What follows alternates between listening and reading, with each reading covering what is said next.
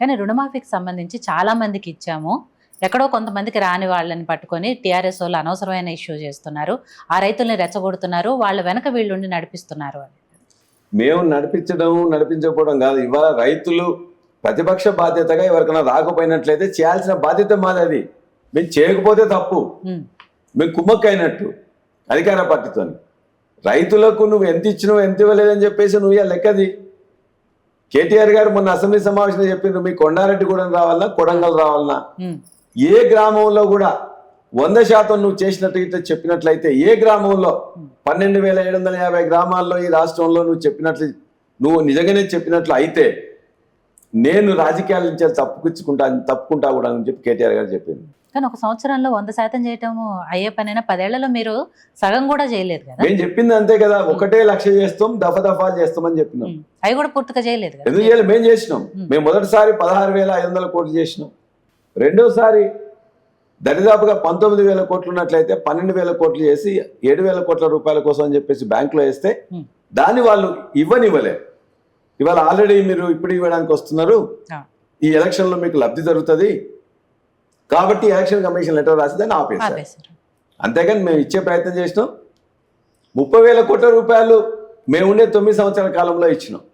వాళ్ళు ఇలా 10,000 కోట్ల రూపాయలు ఇచ్చి ఏదో పెద్ద గొప్పగా చేసినామని చెప్పేసి ప్రయత్నం చేస్తున్నారు. ఆ ప్రచారానికి ఇచ్చిన డబ్బులు ఇచ్చినా కూడా ఇంకొంతమందికి ముట్టేది. 1,000 కోట్ల రూపాయలు ప్రచారానికి పెట్టింది. ఆ 1,000 కోట్ల రూపాయలు ఇచ్చినట్లయితే చాలా మంది రైతులకు ఉపయోగపడేది. మీరు చూసిండ్రు, ఎక్కడ ఏ పేపర్ చూసినా, ఏ టీవీ చూసినా, ఏ హోర్డింగ్ చూసినా, ఎక్కడ చూసినా కూడా, ఏ రోడ్డు ఎక్కడ చూసినా కూడా ఊర్లలో మొత్తం మేము రైతు రుణమాఫీ చేసేసాం. ఇక్కడే కాదు, మహారాష్ట్ర ఎన్నికల్లో పోతే మహారాష్ట్ర ఎన్నికల్లో మొత్తం కూడా ఇదే అడ్వర్టైజ్మెంట్. ఇంకో దగ్గర పోతే ఇంకో దగ్గర ఇదే, ఢిల్లీలో పోతే ఢిల్లీలో ఇవే అడ్వర్టైజ్మెంట్లు.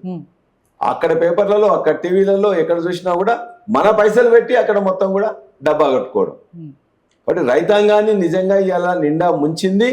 ఈ సంవత్సర కాలంలో వాళ్ళందరినీ కూడా చెరువులు నింపకుండా, ప్రాజెక్టులు నింపకుండా, వాళ్ళు ఇస్తానని చెప్పిన ఇవ్వకుండా, ఒడ్లు కొంటామని చెప్పేసి చేత కాకుండా కొనకుండా, ఇవాళ రైతాంగం మొత్తానికి కూడా సుక్కలు చూపించింది ఈ యొక్క రేవంత్ రెడ్డి గారి ప్రభుత్వం. కానీ మాక్సిమం చేశాము అనేది నిన్న జడ్చర్ల ఎమ్మెల్యే అనిరుద్ధ్ రెడ్డి గారు ఇంటర్వ్యూ చేశారు.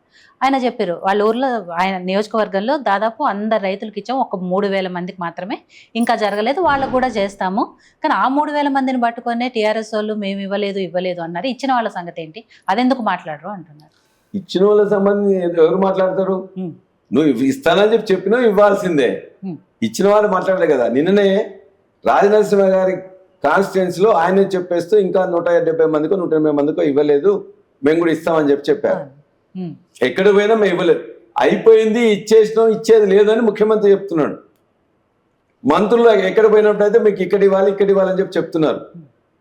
వాళ్ళే చెప్తున్నారు కదా, 42 లక్షల మంది రైతులకు ఇవ్వాలి, 20 లక్షల మంది రైతులకు ఇచ్చినాం, ఇంక 20 లక్షల మంది రైతులకు ఇవ్వాలని వ్యవసాయ శాఖ మంత్రి స్వయంగా చెప్పే, రెవెన్యూ శాఖ మంత్రి స్వయంగా చెప్పే. ఆ ఎమ్మెల్యేలు 30,000 మందికి ఇవ్వాల్సింది 3,000 అని చెప్పి వాళ్ళు చెప్పుకోవచ్చు. ఆ ఊర్లో పోతే తెలుస్తుంది. ఒక కాన్స్టిట్యున్సీలో దరిదాపుగా ఇప్పటికీ ఇంకా ఒక్కొక్క కాన్స్టిట్యున్సీలో 50 నుండి 60,000 మందికి రైతులకు రావాల్సి ఉన్నది.